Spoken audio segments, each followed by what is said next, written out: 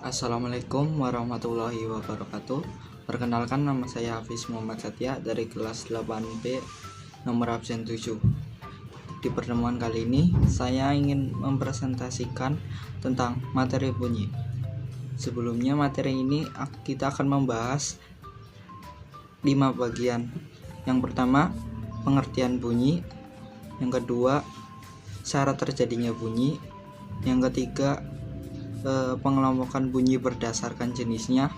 Yang keempat, karakteristik bunyi. Yang kelima, pemantulan bunyi. Kita mulai dari yang pertama. Nah, apa sih itu bunyi?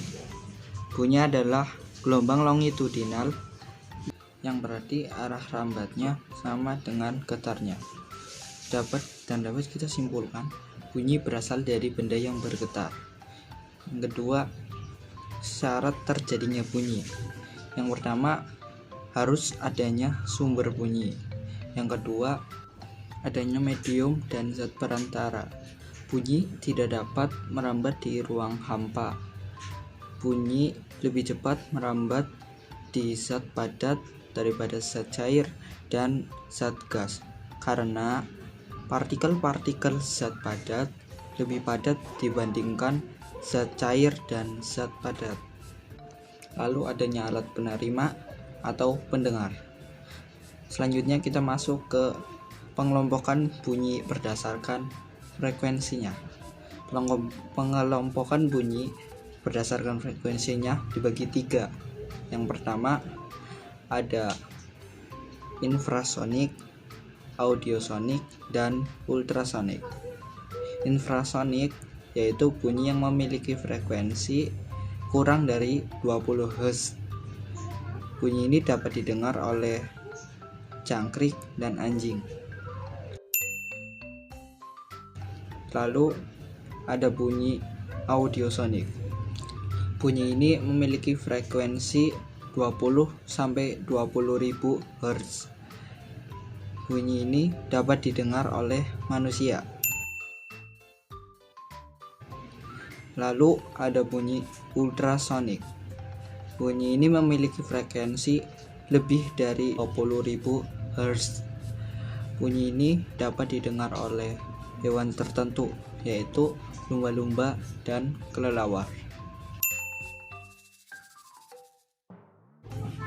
Selanjutnya adalah karakteristik bunyi.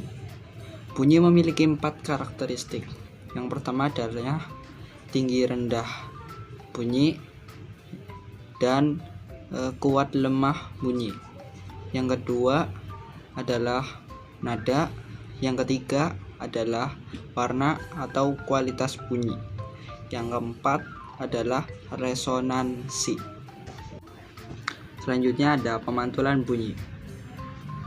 Yang pertama ada bunyi pantul yang memperkuat bunyi asli, yaitu bunyi pantul yang terdengar bersamaan dengan bunyi asli. Biasanya terjadi di ruangan yang sempit dan jarak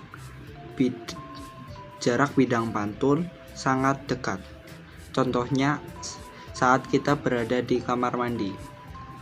2. Ada gaung atau kerdam.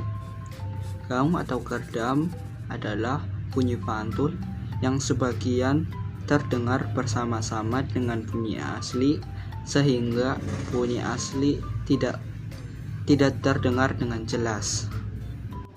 Biasanya terjadi di ruangan yang agak luas dan bidang pantulnya agak jauh. Contohnya ketika kita berada di bioskop, aula, studio TV, dan studio radio. Nah, dan untuk mengurangi gaung atau kerdam ini biasanya dipasangi peredam suara, yaitu berupa karpet. Yang ketiga adalah gema, yaitu bunyi pantul yang terdengar sesudah bunyi asli. Biasanya terjadi di luar ruangan dan jarak ke bidang pantul jauh. Contohnya ketika kita berada di lereng gunung dan lapangan terbuka. Hal itu bisa terjadi karena bunyi yang datang ke dinding tebing, dan bunyi yang dipantulkan memerlukan waktu untuk merambat. Sekian presentasi tentang materi bunyi dari saya. Mohon maaf bila ada kekurangan dan salah kata. Saya akhiri, terima kasih. Assalamualaikum warahmatullahi wabarakatuh.